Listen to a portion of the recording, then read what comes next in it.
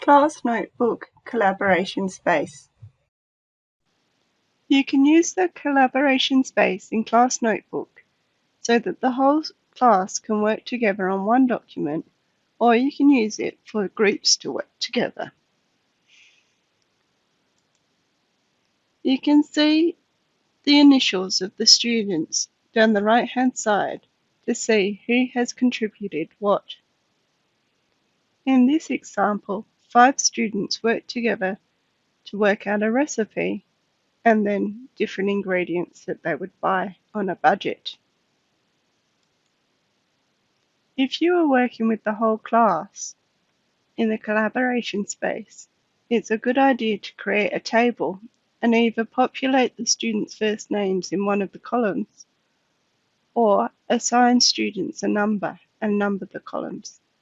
This way, students don't accidentally try and fill the same row or override other people's work. There are a number of settings you can change in your class OneNote.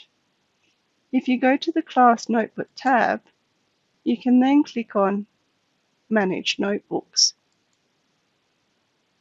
This will open up a window in your default browser. Here you can set the collaboration space to locked or unlocked. Unlocked means that everybody who is part of the team can add things to the collaboration space.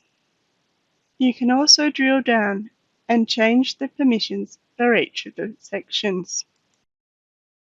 You can select which students you would like to be able to edit which sections.